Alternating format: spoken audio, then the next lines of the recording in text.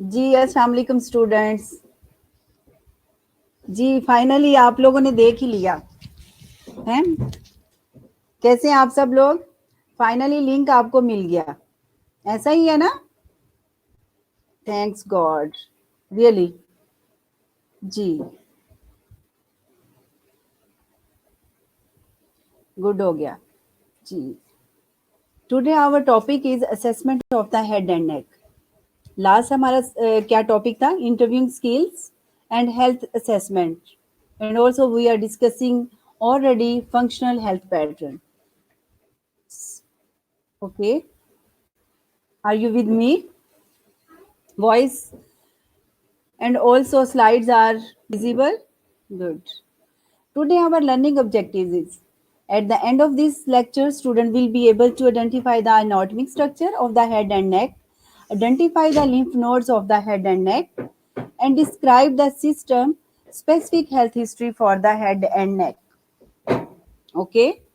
Today we will discuss one by one these objectives and demonstrate the physical assessment of the head and neck, describe normal findings in the physical assessment of the head and neck, and explain common abnormalities found in physical assessment of the head and neck. Yes. G students, are you with me?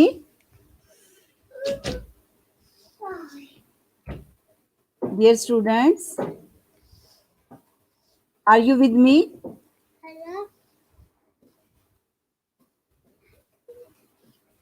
Yes, student, are you with me? Yes, student, are you with me? Are you listen? Are you listen? Dear, Dear, are you listening me? are you listening? मैं तो आपकी बात कर रहा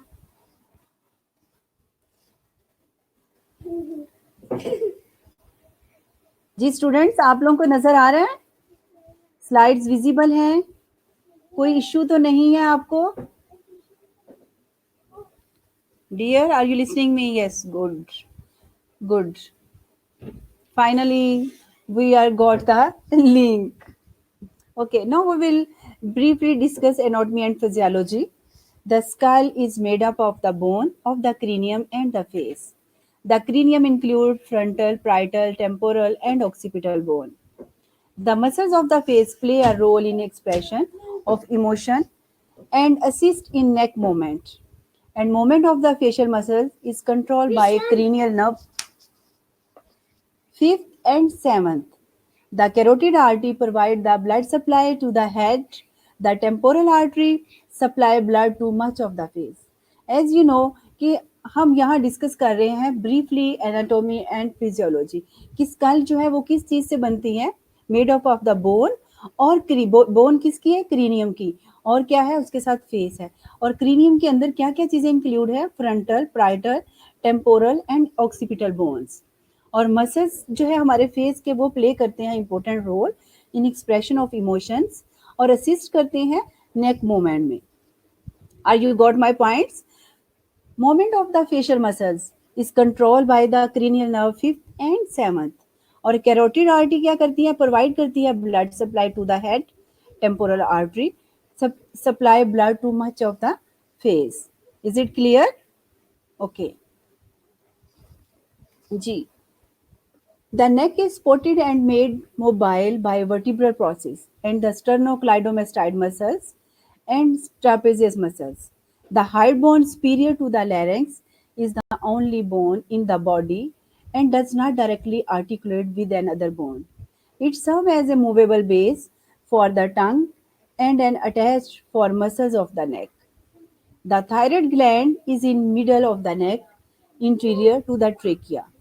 The isthmus is the center and the two lobes lie on either sides of the trachea. The nine set of lymph nodes drain the head and neck. जैसे कि आपने previously discuss किया प्रीवियस स्लाइड्स पे कि skull क्या है? Made up of the bone of the cranium और face के साथ। इसी तरह उन्होंने कहा कि नेक जो है वो सपोर्ट करती है and neck is supported and made mobile by vertebral process. क्या हम उसको मूव करते हैं राइट और लेफ्ट, क्या करती है वो वर्टिब्रल प्रोसेस के जरिए करती हैं।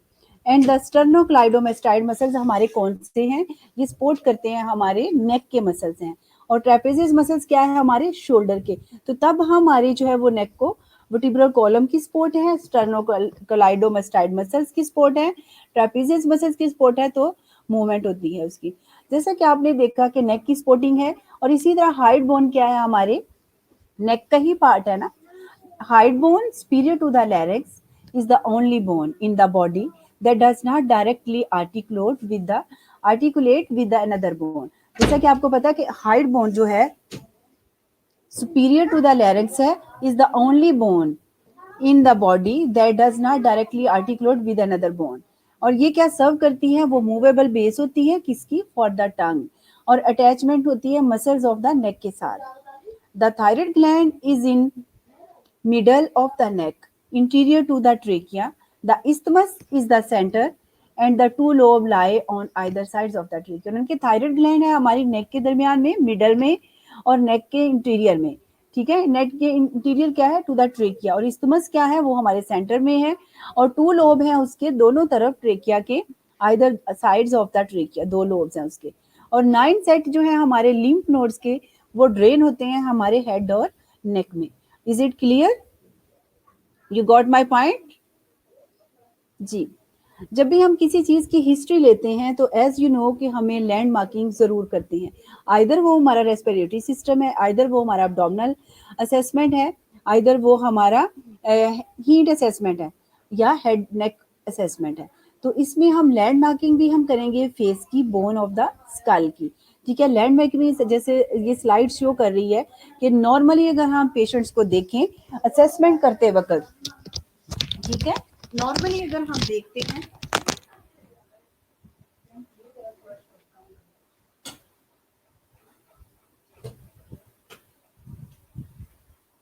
जी स्टूडेंट्स, जैसा कि आपको पता है कि ये सामने फेस नजर आ रहा है, जी फेस आपको नजर आ रहा है जी। उसके नॉर्मल अगर हम फीचर्स के देखें तो जब आप स्माइल करते हो, पेशेंट को नॉर्मल असेसमेंट करते हो, तो ये पेल्पेब्रल फिशर जो आपको नजर आ रहे हैं, एरो का निशान दिया हुआ है इसमें आई के साथ जो है, तो इसको हम बोलते हैं पेल्पेब्रल फिशर। आपने देखना बोथ साइड पे इक्वल है या नहीं है। फिर आपने देखना है नॉर्मली नेजो, अगर वो स्माइल करके दिखाता है आपको, आपने देखा कि पेशेंट्स की कोई एट्रोफी तो नहीं है फेस की राइट और लेफ्ट साइड पे, तो आपने उसके नेजोलेबियल फोल्ड को आपने रिव्यू करना है।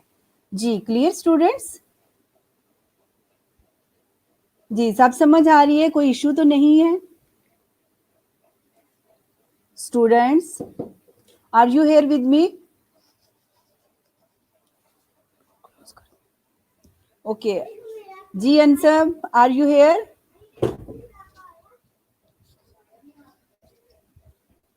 जी गुड। जी कोई इशू है, कुछ पूछना है आपको आंसर। जी this is little bit information regarding anatomy physiology, how many sutures and how many frontal bones. ये इसलिए कंपल्सरी एनाटॉमी क्योंकि जब भी आप असेस करते हो तो आपको उसकी बेस का एनाटॉमी का और फिजियोलॉजी पता होना चाहिए। अब हेल्थ हिस्ट्री कलेक्ट करते वक्त हमें पता होना चाहिए कितने सूचर हैं, जिस तरह कॉर्नर सूचर है आपका, ठीक है, स्कल के अंदर कॉर्नर सूचर है, लिम्बाइडो सूचर है, जी दीज आर द सूचर्स के आपको पता होना चाहिए। अब बोन्स हमारी कौन कौन सी हैं हेड में, ठीक है, क्रीनियम में फ्रंटल बोन है आपकी, और कौन सी है, प्राइटल बोन है आपकी, टेम्पोरल है और ऑक्सीपिटल है। सबको पता होना चाहिए फ्रंटल 1 है, प्राइटल 2 लोब है इसके, टेम्पोरल भी 2 है और ऑक्सीपिटल भी 1 है। इसी तरह अगर हम फेस की बात करते हैं तो फेस में भी हमें पता है कि ये सिफनाइड बोन है, क्योंकि जब हम साइंसिस की बात करेंगे तो हमें इन चीजों का पता होना चाहिए। लैक्रिमल बोन्स हैं, नेजल बोन है ये आगे, ज़ैग्मेटिक बोन है, मैक्सिला है और मैंडिबल है। जी तो ये सारी चीज चीज़ें आपको एनाटॉमी के पॉइंट ऑफ व्यू से रिव्यू करना चाहिए। एज़ यू नो कि आपको पता है हमारा सब्जेक्ट जो है वो एनाटॉमी फिजियोलॉजी नहीं है, मगर कोई भी सिस्टम को रिव्यू करने से पहले हमें ब्रीफ हाउ नो जो है वो एनाटॉमी फिजियोलॉजी की होनी चाहिए। जब हमारे पास एनाटॉमी फिजियोलॉजिकल होगी चीज़ें, तो फिर जो है ना आप लोगों को ये चीज़ें जो है वो अंडरस्टैंडिंग में, असेसमेंट करने में और हेल्थ हिस्ट्री कलेक्ट करने में कोई कॉम्प्लिकेशन नहीं आएगी। ठीक है। Now we will come to point how to collect the health history from the patients. Determine करेंगे हम प्रेजेंस और एब्सेंस हिस्ट्री को अकॉर्डिंग टू एज, जेंडर और specific diseases of the head and neck. तो वो हम किस तरह कलेक्ट करेंगे जी, उसमें हम देखेंगे कि कॉमन चीफ कंप्लेन किस कंप्लेन के साथ पेशेंट्स आया है। तो हम हिस्ट्री कलेक्ट करते वक्त हम उससे देखेंगे कि आपको नेक पेन है या कोई स्टिफनेस नेक पेन की है, ठीक है, या नेक स्टिफ रहती है या कोई ऐसा इशू है। हॉर्सनेस में आप क्या देखोगे? हॉर्सनेस में डेफिनेटली आपको पता होगा कि वॉइस चेंजेस है, मे बी वो यंग एडल्ट है जिसकी वजह से वॉइस चेंजेस हैं, या मे बी हाइपोथायराइडिज्म है, हाइपरथायराइडिज्म है। जब आप नेक मैस देखोगे तो मे बी जो है वो लिम्फी कोई लिम्फ नोड इनलार्जमेंट भी हो सकता है, या नेक के ऊपर स्वेलिंग है, थायराइड लोब है, उनको नहीं पता कि थायराइडिज्म हाइपरथायराइडिज्म है। तो ये सब चीजें आप क्या है चीफ कंप्लेन के साथ पेशेंट आएगा और आपने फिजिकली हिस्ट्री के बाद असेस भी करना है। एज यू ने कि आप कोई भी हिस्ट्री कलेक्ट करते वक्त आपने क्या करनी है, सबसे पहले जो है वो ऑब्टेन हिस्ट्री करनी है, क्योंकि आपकी बेस में हिस्ट्री होगी तो यू कैन असेस और you can examine physical, you can physically examine the patients according to the taking a history base of the history। Headache हो सकता है पेशेंट को प्रीवियसली कोई हेडिक है, माइग्रेन है, या कोई उसका ट्रोमेटिक इंजरी हुई है जिसकी वजह से जो है वो उसको हेडिक रहता है, ठीक है, या कोई प्रीवियसली रोड साइड एक्सीडेंट है या उसकी सर्जरी हुई है। तो these are the reasons and these are the presenting और common chief complain we are asking from the patients during taking a history from the patients. Okay, now we will evaluate the chief complain of the patients. तो इसमें हमें कौन कौन सी ऐसी characteristics जो है वो डिटरमाइन करनी है कि आया के पेशेंट्स को क्या कंप्लेन थी, पेन किसके साथ आया है, या कोई इसका नेक में ऐसा है, या कोई इसकी हेड इंजरी है। तो उसमें हम these are the characteristics we will assess accordingly. Quality, हम इसमें क्या देखेंगे, क्वालिटी वाइज देखेंगे, एसोसिएटेड मैनिफेस्टेशन देखेंगे उसमें कि उसके किस चीज से एसोसिएट होते हैं। अगर उसको हेडी की कंप्लेन है तो कौन से ऐसा फैक्टर्स है जो उससे कोरिलेट करते हैं उसके साइन सिम्टम में। मे बी नॉइस की वजह से उसको हेडिक हो रही है, ठीक है, पोल्यूशन है, उसको डस्ट एलर्जी है, ड्यूरिंग ट्रेवलिंग में उसको जो है वो हेडिक हो रही है। तो बहुत सारी ऐसी रीजंस हैं जिसकी वजह से पेशेंट्स कंप्लेन कर सकते हैं। और देखते हैं कि एग्रीवेटिंग फैक्टर, समटाइम पेशेंट्स कहते हैं कि मैंने राइस खाए हैं या मैंने कोई सॉल्टी चीज ज्यादा खा ली है जिसकी वजह से मुझे हेडिक है या ब्लड प्रेशर सपोज हो गया है, ठीक है, या एलर्जी हो सकती है। These are the aggravating factors.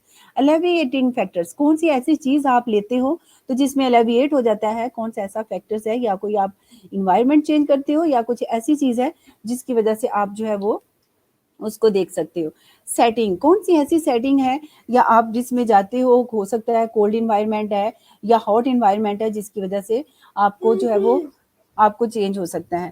Timing में टाइम ड्यूरेशन आप देखेंगे उसको 10 सेकंड्स के लिए होता है, 5 मिनट्स के लिए होता है, या 60 सेकंड्स के लिए होता है। तो these are the quality characteristics we are asking and during evaluating of the chief complain of the patients. Okay students, are you with me? आवाज बंद हो गई है?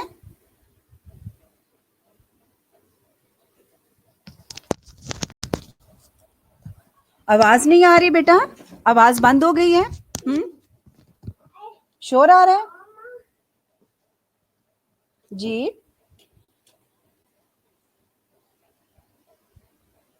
जी स्टूडेंट्स, आवाज नहीं आ रही?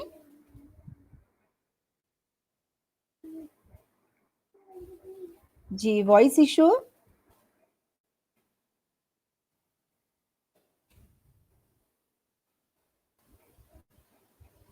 जी, अब आ रही आवाज?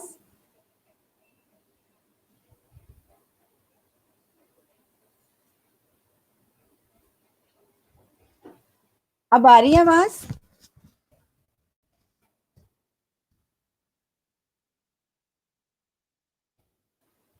जी स्टूडेंट्स, मुझे आप बताएंगे तो मैं आगे जाऊंगी। मैम आ रही है आवाज? ओके, गुड हो गया जी। Now we will talking about past health histories. Past health history में हम क्या क्या चीजें करेक्ट करेंगे? जी, पास्ट हेल्थ हिस्ट्री में मेडिकल कंडीशंस, जी, सर्जरीज, मेडिकेशंस, इंजरी और एक्सीडेंट। हम जब हिस्ट्री कलेक्ट करते हैं पेशेंट से, डेफिनेटली पेशेंट प्रेजेंटिंग कंप्लेन या चीफ कंप्लेन के साथ आता है, तो हम उसको पास्ट हिस्ट्री को फॉरगेट नहीं कर सकते, जिसमें हम पेशेंट से मेडिकल कंडीशंस की बात अगर हम करते हैं, तो मेडिकल कंडीशंस बहुत सारी हो सकती हैं, ठीक है।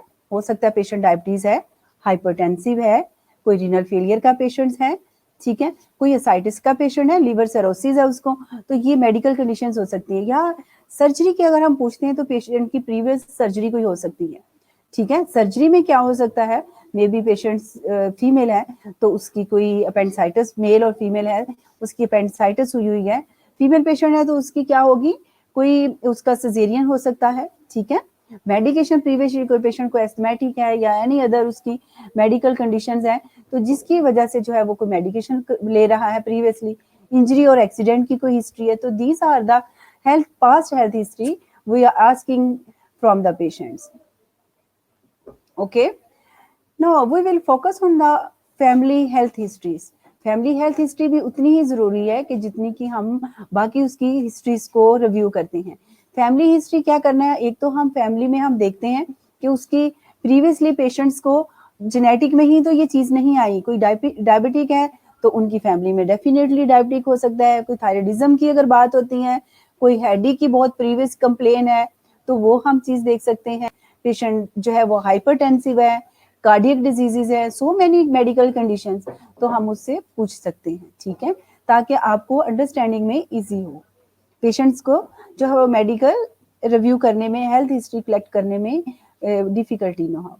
जी, अब हम ये सब चीज़ें हमने प्रेजेंटिंग कंप्लेन, उसकी चीफ कंप्लेन पे डिस्कस कर लिया, वैल्यूएट कर लिया हमने उसके कौन कौन से ऐसे पॉइंट्स थे, और पास्ट हिस्ट्री को रिव्यू कर लिया और फैमिली हिस्ट्री को रिव्यू कर लिया।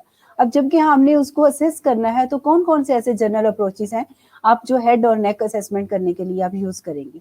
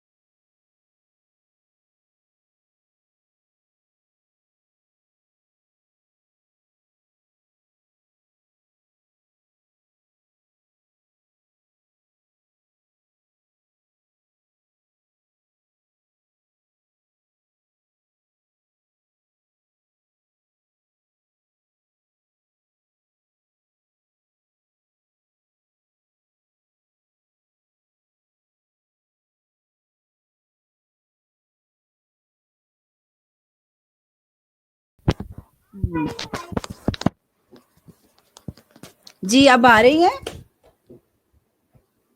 जी स्टूडेंट, वॉइस क्लियर है?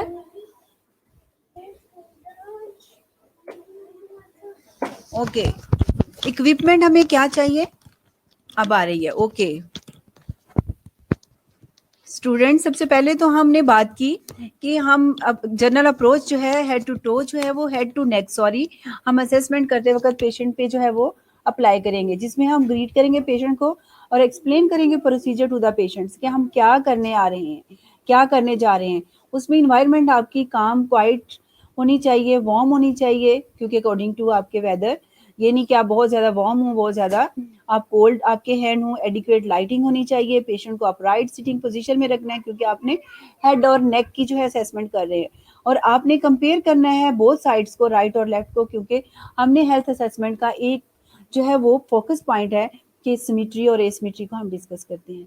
टर्मिनोलॉजी हम यूज करते हैं इसमें कि सिमेट्री और एसिमेट्री की अगर हम बात करते हैं तो क्या है उसमें हम। जी स्टूडेंट्स,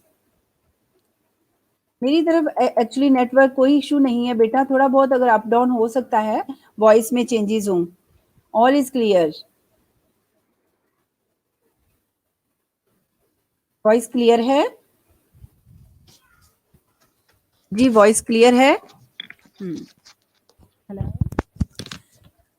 जी, इसमें हम इक्विपमेंट्स क्या करेंगे? टेप, मेजरिंग टेप लेंगे, स्टेथोस्कोप लेंगे, कप ऑफ वाटर लेंगे। Cup of water for evaluation of thyroid. आपको पता है टेप मेजरिंग हमने क्यों ली? अगर कोई मैस है, कुछ भी है, तो हम उसको क्या करेंगे, हमने मेजर करना है कितने सेंटीमीटर उसकी लेंथ है, विड्थ है, ये सब चीजें। स्टेथोस्कोप में अगर कोई ब्रूड्स हैं, कोई ऐसी इनलार्जमेंट है, तो आप उस पे जो है वो उसकी बेल से जो है वो उसको असेस करेंगे, उसके ब्रूड्स को। कप ऑफ वाटर हमने क्यों देखा कि हमने एवेलुएट करना है, नेक को भी हमने एवेलुएट करना है। एवेलुएट करते वक्त आपने उसको कहना है कि सिप ऑफ वाटर लें, और फ्रंट साइड पे आप खड़ी होंगी तो उसमें आपको पता चल जाएगा थायराइड लोब का। जी क्लियर है? ओके गुड हो गया, ठीक है। Actually I am the one, I am as a presenter and moderator, तो मे भी थोड़ा बहुत बेटा इशू आ जाए, तो I am extremely sorry. I will try my best कि मैं इसको प्रॉपरली मैनेज करूं। जी now we will focus on the assessment of the head. Assessment of the head, no voice. Ma'am cup of water से क्या पता चलेगा? जी answer बेटा, आपके थायराइड लोब को आप असेस करोगे। जैसा कि आप पेशेंट जो है वो सॉलो करेगा तो आपको थायराइड लोब, अगर तो उस पेशेंट को थायराइड है तो आपको प्रॉपरली उसका मूवमेंट का नहीं पता चलेगा, क्योंकि सामने एक स्वेलिंग्स या एक लोब जो है वो इनलार्ज हुआ है, ठीक है। अगर आप वैसे भी असेस कर सकते हैं, पोस्टीरियरली आप अप्रोच अप्लाई करोगे नेक के लिए, ठीक है, क्योंकि मैथ्स आपको लोब, आपने देखा anatomical physiological point of view से कि मैंने स्टार्टिंग में आपसे डिस्कस किया, इस्टमस सेंटर में है और उसके आइदर साइड्स पे क्या है कि दो जो है वो थायराइड ग्लैंड के साथ जो है वो क्या है, ट्रेकिया के साथ क्या है वो लोब्स हैं। अब वो लोब अगर नॉर्मली तो पैल्पेबल नहीं है, अगर इनलार्ज होंगे तो क्या होगा, वो पैल्पेबल होंगे। तो इसलिए हम उसको थायराइड को असेस करने के लिए पेशेंट्स को जो है वो कप ऑफ वाटर इसलिए रखेंगे कि उस पेशेंट को हम कहेंगे एक सिप लें और सोलो करें। अगर आपके पास पानी नहीं है तो पेशेंट को वैसे ही कहेंगे कि आप जो है वो अपना जो है वो जस्ट लाइक सोलो करो। सोलो करने के बाद क्या होगा कि आपको उसकी मूवमेंट होगी। अगर तो थायराइड लोब जो है वो इलाज होंगे तो प्रॉपरली आपको यहाँ से ट्रेकिया के सामने जो है वो आपको नोच के सामने ट्रेकिया के कि आपको विजिबल नहीं होगा वो जो आप देखना चाह रहे हैं, ट्रेकिया की मूवमेंट विजिबल नहीं होगी, क्यों? ड्यू टू थायराइड इनलार्जमेंट की वजह से, ठीक है, इसलिए ये जरूरी है। जी अब हमने हेड की असेसमेंट करनी है तो हम क्या करेंगे, डेफिनेटली आपको पता है कि इंस्पेक्शन करेंगे और पैल्पेशन करेंगे। इंस्पेक्शन में हम पेशेंट का कंटोर देखेंगे, शेप देखा और सिमेट्री देखा। आपने देखा उसकी फ्रंटल लोब है, प्राइटल लोब है, टेम्पोरल है, फ्रंटल बोन है, ऑक्सीपिटल है, तो ये सब चीजें आपने कंटोर उसका एक देख लिया कि नॉर्मल शेप में है, ठीक है। नॉर्मल शेप में है और कोई इश्यू नहीं है, उसका सिमेट्री है, इनलार्जमेंट तो नहीं है, ठीक है। तो ये सब चीजें आपने देख लेनी है, साइज एंड शेप और नॉर्मल सेफेलिक है। अब पैल्पेशन में आपने क्या देखना है, हेड की स्पेशली बात हो रही है उसमें कंटोर, मैसिस, डिप्रेशन और टेंडरनेस। पल्पेशन में जब आप पल्पेट करोगे with the help of fingers, finger tip के साथ आप पल्पेट करोगे, कंटोर को देखेंगे कि नॉर्मली है, कहीं से इनलार्ज तो नहीं है, पल्पेशन से। वैसे तो आपने शेप उसकी सिमेट्री के पॉइंट ऑफ व्यू से देख ली, जब हम कंटोर देखेंगे तो उसमें हम स्पेशली उसको पल्पेट करके देखेंगे कहीं इनलार्जमेंट तो नहीं है, कोई मैसेज तो नहीं है, ठीक है। हम पल्पेट करते हुए हम पोस्टीरियरली ही अप्रोच करेंगे पेशेंट्स के हेड को जो है पल्पेट करने के लिए, ठीक है। तो उसमें हम देखेंगे कोई डिप्रेशन तो नहीं, समटाइम पेशेंट्स का किसी का कोई एब्सिस था या कुछ ऐसा था उसने ऑपरेट किया हो, तो हो सकता है कोई डिप्रेशन था। टेंडरनेस तो नहीं है, कोई पेन तो नहीं है, क्योंकि स्कल में अगर आपने उसमें हेड में देखना है तो पल्पेट करते वक्त आपने सारी चीजें ये देखनी है, क्योंकि टेंडरनेस उसको पेन वगैरह तो नहीं है। जी क्लियर है यहाँ तक? ओके यहाँ आपको सामने जो है वो थोड़ी सी वीडियो नजर आ रही होगी कि इसमें इंस्पेक्शन और palpation of the scalp, scalp में हम किस तरह करें। इंस्पेक्ट में हमने ऑलरेडी प्रीवियसली डिस्कस कर लिया स्लाइड पे कि हम लियन मैस वगैरह हम देखेंगे। अब नॉर्मल फाइंडिंग में हम क्या देखेंगे, स्कैल्पी इज शाइनी, इंटैक्ट है, विदाउट लियन और मैसेस। जी आपने देखा, सबसे पहले तो हम नॉर्मल फाइंडिंग इंस्पेक्शन करेंगे, हम हेयर्स देखेंगे, हेयर का स्ट्रक्चर क्या है, स्मूथ है, रफ है, ड्राई है, ठीक है।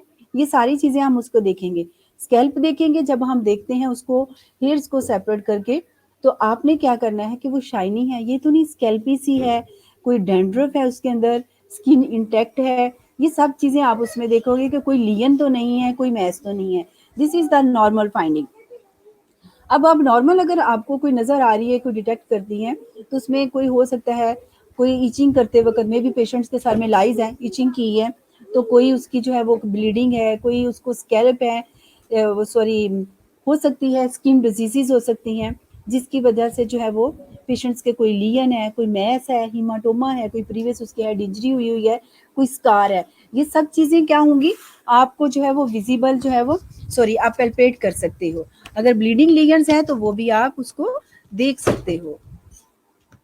जी कंटोर आप उसमें एक्चुअली शेप ही देखते हो बेटा, उसमें कंटोर में पैल्पेशन में जब आप कंटोर देखते हो तो उसका टोटल शेप ही हो जाती है, ठीक है, बट आप उसको पैल्पेट करते हो।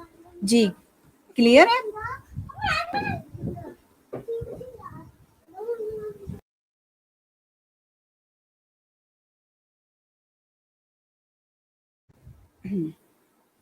जी inspection and palpation of the scalp continue. जी ये हो गया था I think. Assessment of the face, assessment of face में क्या था, इंस्पेक्ट करेंगे आप उसकी same as it is, shape देखोगे, सिमेट्री देखोगे। शेप में आपने ऑलरेडी देखा एट द बिगिनिंग में कि आपने उसके फेशियल पेल्बल फोल्ड देखना है और नेजोलेबियल फोल्ड देखने हैं, ठीक है। नॉर्मल फाइंडिंग में क्या देखेंगे आप, सिमेट्रिकल फीचर है उसके, पेल्पेबल फीचर इक्वल ही है, shape can be oval, round और स्लाइटली स्क्वेयर हो सकती है। ये डिपेंड करता है नॉर्मल फाइंडिंग में पेशेंट का फेस की जो है वो शेप कैसी, ओवल भी हो सकती है, राउंडेड भी हो सकती है, slightly square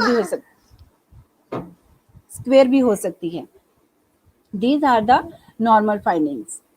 ji mandible,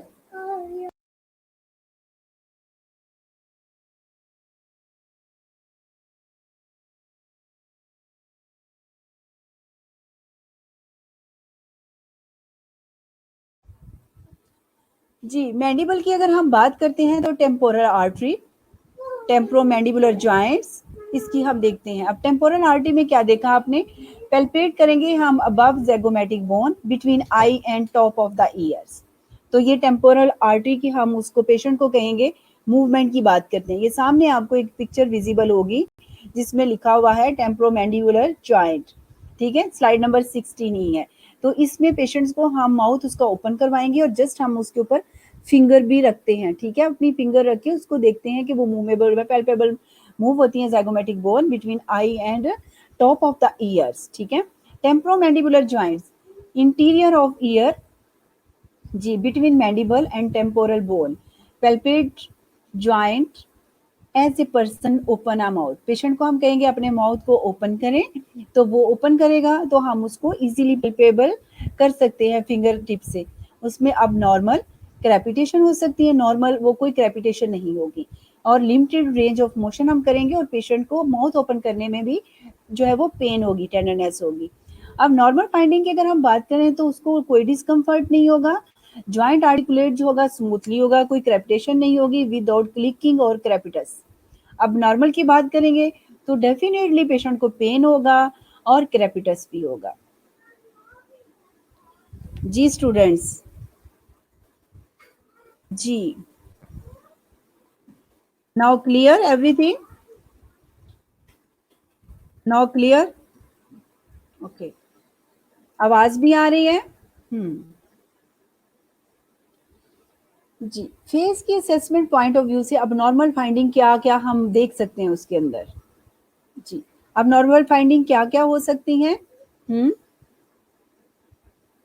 ji students,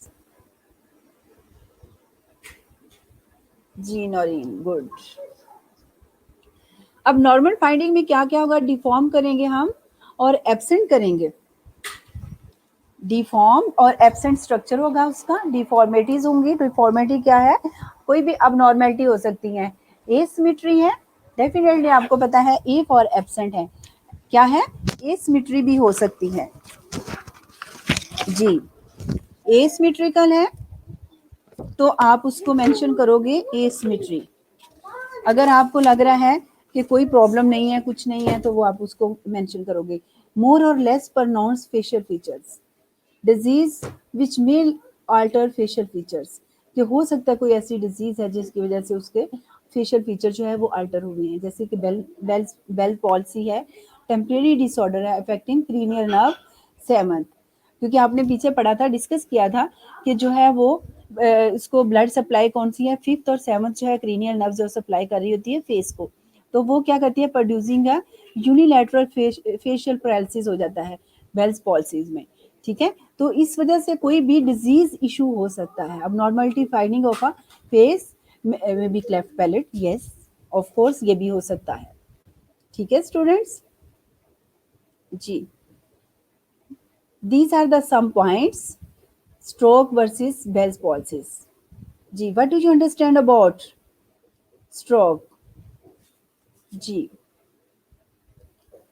ji student, what do you understand about stroke? जी, जी, समझ आ रही है बेटा? जी स्टूडेंट्स, समझ आ रही है सबको?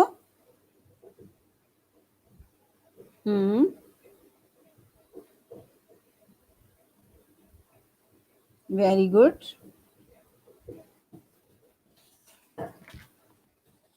एक्चुअली मैं आप लोगों की जो क्यूरी थी कि हमारी अटेंडेंस कैसे मॉनिटर होगी, तो मैं आपको वो भी स्क्रीनशॉट लेके सेंड कर रही हूँ ताकि आपको पता चल जाए। जी, जी students, are you with me?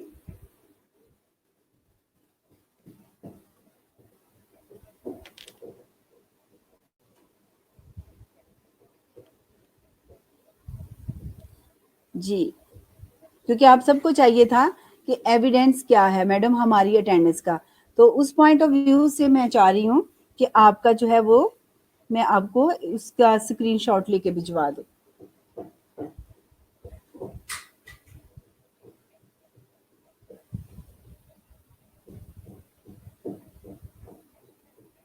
Ji students, complete हुआ आपका?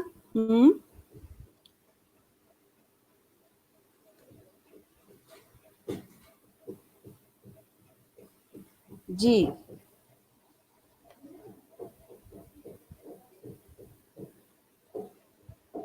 अटेंडेंस मिल रही है आपको?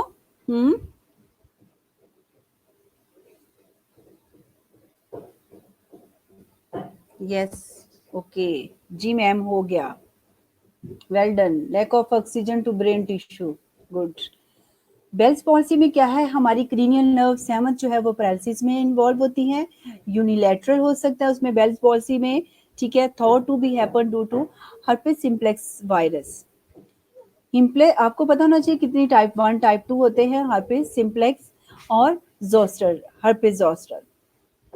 तो दीज आर थॉट हैपन भी हो सकती है, इसमें हमारा क्या है, ऑटोनॉमिक नर्वस सिस्टम इन्वॉल्व हो जाता है, इम्यून सिस्टम हमारा इन्वॉल्व हो जाता है, लो हो जाता है, जिसकी वजह से ये इंटरप्शंस हो जाती है। Person can not wrinkle forehead, raise eyebrow, close eye और show teeth on affected sides. This is a pictures, here is a showing stroke versus Bell's palsy।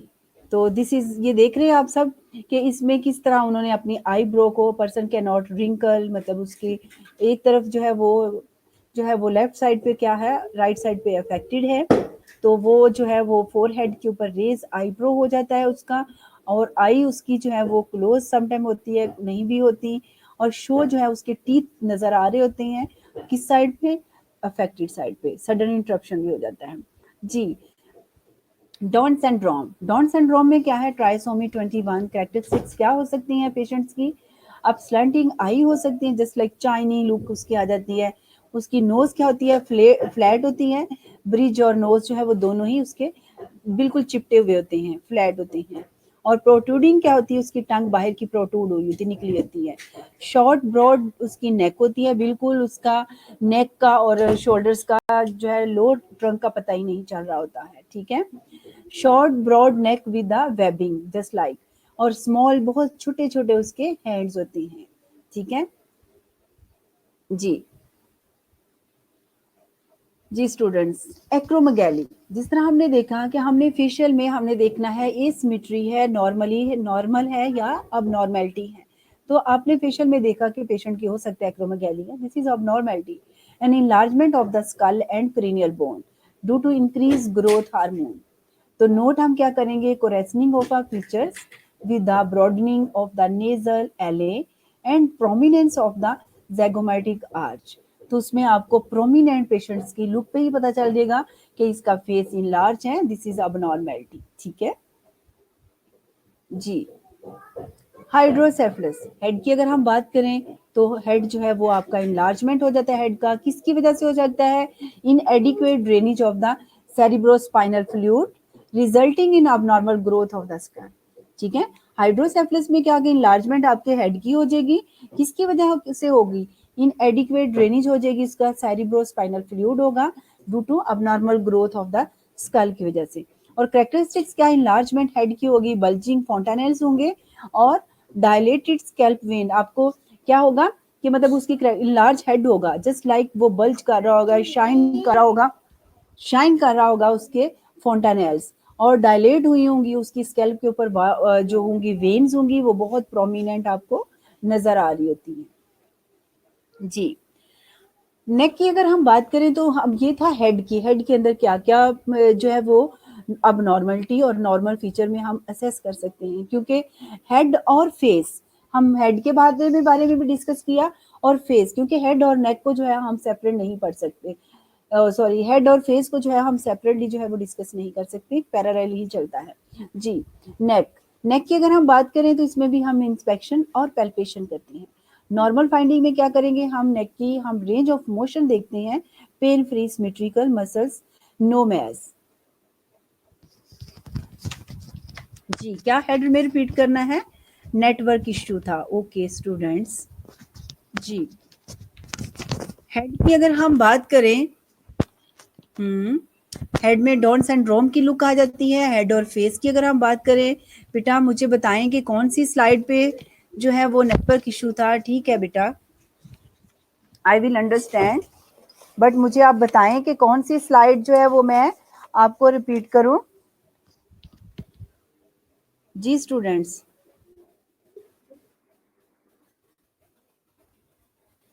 जी जी, कौन सी स्लाइड चाहिए आपको, कौन सी स्लाइड मैं रिपीट करूं,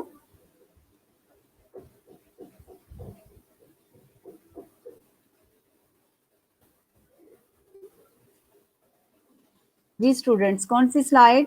डाउन सिंड्रोम। ओके जी बेटा, down syndrome में आपने देखा ट्राइसोमी 21 की डेफिशिएंसीज या उसके क्रोमोसोमल फैक्टर की वजह से जो है वो आ जाती हैं। उसमें क्या क्या कैरेक्टरिस्टिक्स है, क्योंकि हम एक्चुअली पैथोफिजियोलॉजी नहीं पढ़ रहे, हम हेल्थ असेसमेंट की बात कर रहे हैं, तो इसलिए इसमें ब्रीफली थोड़ा सा मैंने जो है वो डिस्क्राइब किया है कि डाउन सिंड्रोम एक्चुअली होते क्या है।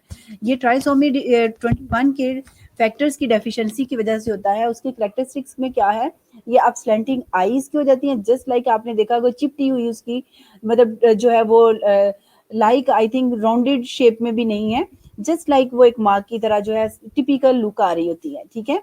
और फ्लैट नेजल उसकी और ब्रिज होती है नोज की, नोज की जो है उसकी बिल्कुल चिपटी हुई नोज नजर आ रही होती है, ठीक है, जस्ट लाइक लगता है कि जैसे ऊपर रखी हुई है, सामने से प्रोट्रूड हुई होती है। अब उसकी क्या है, जो टंग होगी प्रोट्रूड होगी, बाहर की तरफ निकली होती है, मोस्टली ऐसे बात कर रहा होता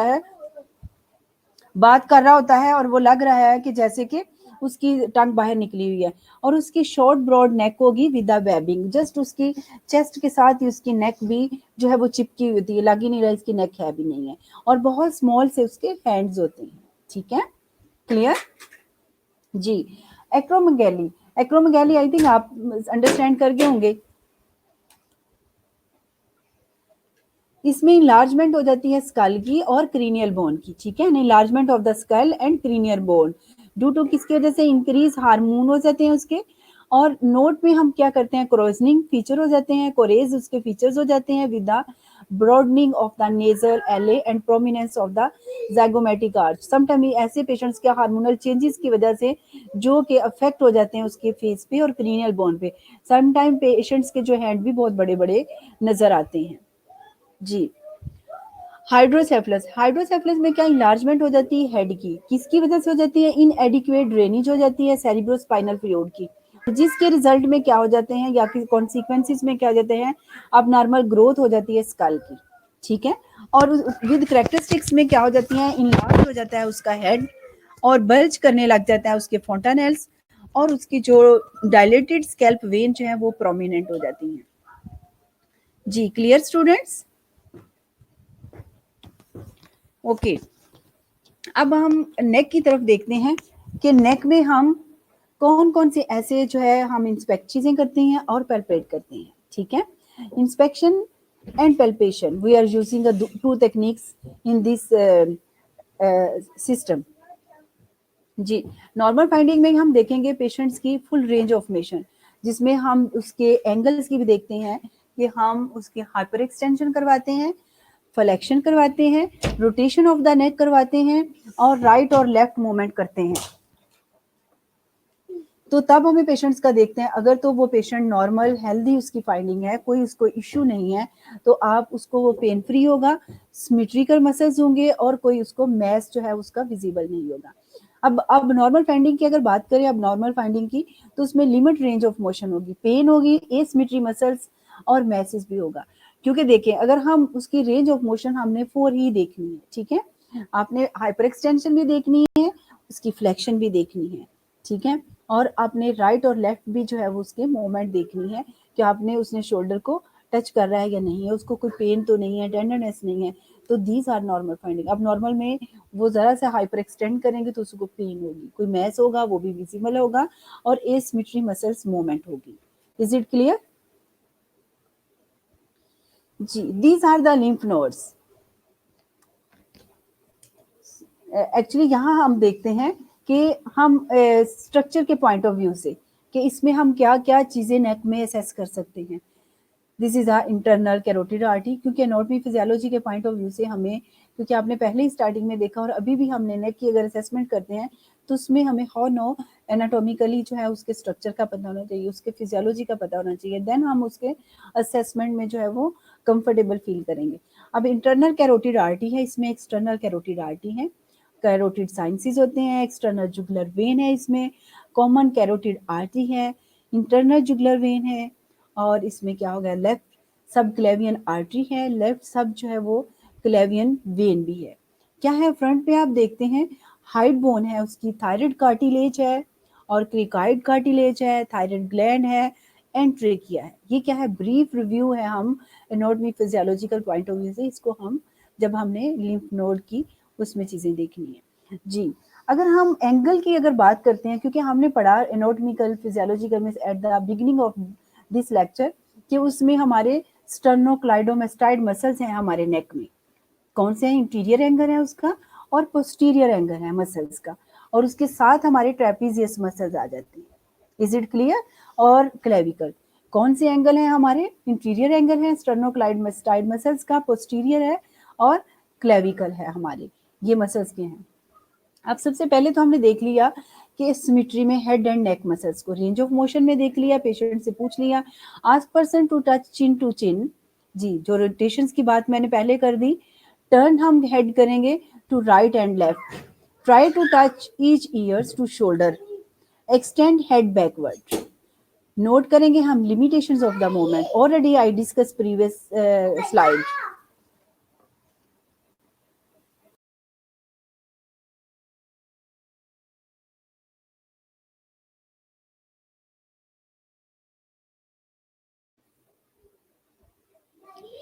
जी, हमने रेंज ऑफ मोशन में हमने 4 थिंग्स ऑलरेडी डिस्कस कर ली, ठीक है। उसके बाद क्या आपने देखा? मसल स्ट्रेंथ की अगर हम बात करते हैं तो हम टेस्ट करेंगे strength by resisting moments. Shrug the shoulder patients को कहेंगे, हम उसका अगेंस्ट रेजिस्टेंस डालेंगे। जब मैं आपको, आप लोग इंशाल्लाह जब कम बैक टू कॉलेज, तो मैं आपको स्किल लैब करवाऊंगी या मैं वीडियो आपसे शेयर करूंगी, तो आप वो वॉच करके आप उसको असेस कर सकते हो कि इसमें हम किस तरह पेशेंट्स की जो है वो असेसमेंट करेंगे। तो हम शोल्डर्स के ऊपर क्या प्रेस करेंगे, हम प्रेशर डालेंगे और पेशेंट्स को कहेंगे कि उसके अगेंस्ट जो है वो मूवमेंट करे, रेजिस्टेंस के अगेंस्ट जो है वो मूवमेंट करे। तो हम मसल्स की स्ट्रेंथ देख लेंगे। हम उसमें मसल की स्ट्रेंथ में क्या क्या देखते हैं? उसमें हम देखते हैं स्टर्नोक्लाइड मसल्स की स्ट्रेंथ और ट्रेपीजियस मसल की स्ट्रेंथ, और क्रीनियल नर्व जो है हमारी, ये क्या है? 11 है जी, और एसेसरी जो है वो 9th है। ट्रेपीजियस मसल्स, ये ऑलरेडी मैंने आपको एसेसरी मसल्स और ट्रेपीजियस मसल्स की बात हो जाती है। थायराइड ग्लैंड में क्या होगा? Enlargement of the lower neck may be bilateral और यूनिलैटरल लंप हो सकता है। डिफ्यूज क्या करेंगे? हम देखेंगे इनलार्जमेंट और नड्यूलर लिम्फ नोड्स की बात करेंगे। थायराइड कार्टिलेज हम देखेंगे, थायराइड ग्लैंड की बात करेंगे, ट्रेकिया देखेंगे, क्लेविकुलर और स्टर्नम हम देख लेंगे। तो इसमें थायराइड ग्लैंड को असेस करने के लिए लार्जमेंट देखेंगे, स्पेशली को नेक के ऊपर स्वेलिंग तो नहीं है, उसकी लार्जमेंट है तो डेफिनेटली आपको पता चल जाएगा कि इसके जो है वो स्वेलिंग है जी। How to examine, how to assess the thyroid gland? Inspection, palpation and auscultation. Auscultation में हम क्या देखेंगे? अब नॉर्मेलिटीज हम डिटेक्ट करेंगे, साउंड्स हम सुन सकते हैं, ठीक है। नॉर्मल फाइंडिंग में हम क्या क्या इंस्पेक्ट करेंगे जी? सिमेट्रिकल मूवमेंट है विद द सॉल्विंग, जैसा कि मैंने पहले आपसे डिस्कस किया, कप ऑफ वाटर पेशेंट को हम पास इसलिए रखेंगे ड्यूरिंग एग्जामिनेशन में, क्योंकि जनरल अप्रोच हमने हेड और नेक के असेसमेंट करने में हमें इक्विपमेंट भी चाहिए थे, मैग्नीफाइंग टीप चाहिए थी, ठीक है, हमें वेल लाइटेड रूम चाहिए था, ठीक है, इसमें टार्च की बात करते हैं। और दूसरा क्या होगा? आपका जो है वो कप ऑफ वाटर भी था, जिसके अंदर हमने पेशेंट्स को सिप उसको देना था और उसके बाद एग्जामिन करना था। तो symmetrical movement with the solving. Adam Apple shape जो है आपको पता है वो लोब है, मोर प्रोनाउंस होगा इन मेल में, नो मैस टेंडरनेस और इन लार्ज एब्सेंट रूट, क्योंकि मेल्स में जो है वो थोड़ा प्रोमिनेंट लोब होता है आदम एप्पल्स की जब हम बात करते हैं फीमेल की कंपैरेटिवली, और इसमें पेन नहीं होगी पेशेंट्स को, कोई इनलार्जमेंट नहीं होगी, कोई ब्रूट नहीं होगा। तो हम आस्कल्टेशन स्टेथोस्कोप की अगर हम बात करें तो उसमें हम इसलिए लिया कि हम ब्रूट्स उसकी बेल से हम सुन सकते हैं, जिस तरह हमने टेम्पोरोमैंडिबल जॉइंट पे हमने रखा कि उसके जो है, ताकि हम कोई भी ब्रूट्स है, क्योंकि आर्टरीज वेन वहां से गुजर रही हैं, तो हम उसको असेस कर सकें। अब नॉर्मल फाइंडिंग में डेफिनेटली मैस होगा, इन लार्ज ग्लैंड होगा, हम ग्वाइटर उसको लेबल करेंगे, एसिमेट्रिकल इनलार्जमेंट होगी, प्रेजेंस हो ऑफ नोड्यूल और ब्रूट भी हो सकता है जी। जी, this is a way how to palpate the thyroid gland. Frontal approach भी हो सकती है आपकी, पोस्टीरियर अप्रोच भी हो सकती है। पोस्टीरियर अप्रोच, ठीक है, पोस्टीरियर अप्रोच जो है वो ज़्यादा प्रेफरेबल करती है। इंटीरियर अप्रोच भी हो सकती है, place a finger inferior and laterally of thyroid cartilage and ask the person to swallow, तो उससे आपको पता चलेगा इन लार्ज है या नहीं है। तो उसमें यूजुअली क्या होगी? You can not palpate the normal adult thyroid, in large lobes are also tender to palpate. ये मैंने प्रीवियसली आपसे स्टार्टिंग में ही बता दिया कि उसको आप जब नॉर्मली ये लोब जो है वो आपके पैल्पेबल नहीं है, जब इनलार्ज होंगे ये लोब्स तो डेफिनेटली ये पैल्पेबल भी होंगे और पेशेंट्स को पेन भी फील कर सकता है। जी स्टूडेंट्स, आर यू विद मी?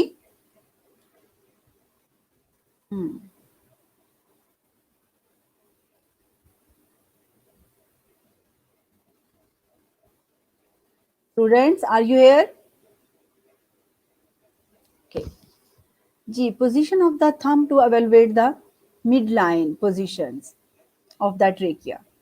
तो उसमें हम देखेंगे पोजीशन ऑफ द थंब हमारे कैसे है। ये सामने विजिबल आपको नजर आ रहा है। जिस तरह हमने फ्रंटली अगर हमने देखना है तो उसको जो है वो हम पैल्पेबल करेंगे, ठीक है जी। हाइपरथायराइडिज्म और हाइपोथायराइडिज्म। हाइपरथायराइडिज्म में क्या है? The excessive production of the thyroid hormones resulting in enlarge of the gland, exophthalmia, bulging of the eyes, fine hair, weight loss, diarrhea and other alteration। तो ये है हाइपरथायराइडिज्म की कॉम्प्लिकेशंस और उसके साइन सिम्टम। इसमें एक्सेसिव प्रोडक्शन किसकी हो जाती है? थायराइड हार्मोन की हो जाती है। किसके रिजल्ट में? इनलार्ज हो जाता है हमारा ग्लैंड, और जिसकी कंडीशंस में साइन सिम्टम में क्या हो सकता है?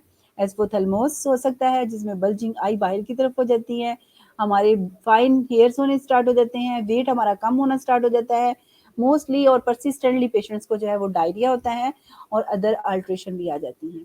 हाइपोथायराइडिज्म की अगर बात करें तो इसमें मेटाबॉलिक डिसऑर्डर्स हैं, कॉजिंग इनलार्ज हो जाता है हमारा thyroid due to iodine deficiency की वजह से। जी these are the lymph node. Lymph node आपने देखा था कि 9 set of the lymph node. इसमें भी हम इंस्पेक्शन देखते हैं, पैल्पेशन और लोकेशन। लोकेशन हमारे हेड में और नेक में कहाँ कहाँ है, ठीक है। These are the lymph node places. Pre auricle, 2 set होंगे, ये प्री ऑरिकल है, पोस्ट ऑरिकल है, ऑक्सीपिटल, सबमेंटल, जी submandibular, interior and posterior cervical chain, tonsillar और super clavicular. These are the lymph nodes।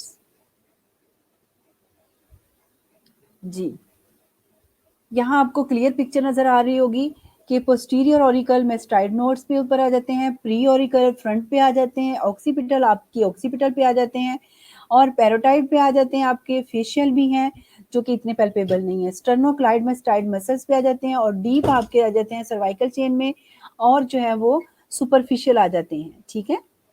Clear है यहाँ सबको? ओके। नॉर्मल फाइंडिंग में क्या होगा? अनएबल टू पैल्पेट और सी नोड। अगर नॉर्मली अगर आपको ये पैल्पेबल भी नहीं है और ना आप उनको देख सकते हो, ठीक है। अब नॉर्मल में क्या आगे इनलार्ज नोड होंगे आपके, लिम्फ नोड तो पैल्पेबल होंगे, एबल टू पैल्पेट और सी, पेन भी होगी, फिम भी होंगे और हार्ट भी नोड होंगे। Okay, this is end slide. If you have any query please ask free.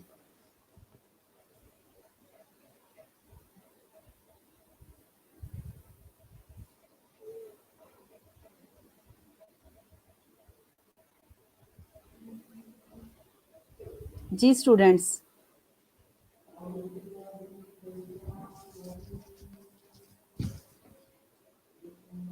Ji have you any query?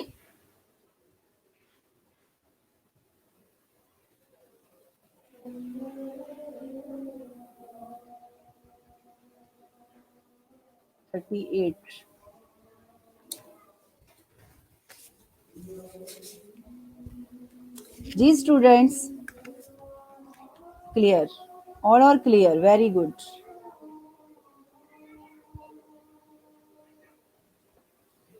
माशाल्लाह सब समझ आ गया है। माशाल्लाह,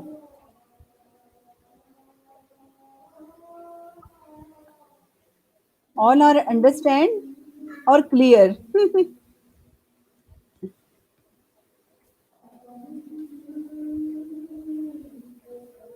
ओके, अल्लाह हाफिज। इंशाल्लाह हम नेक्स्ट लेक्चर पे मिलेंगे।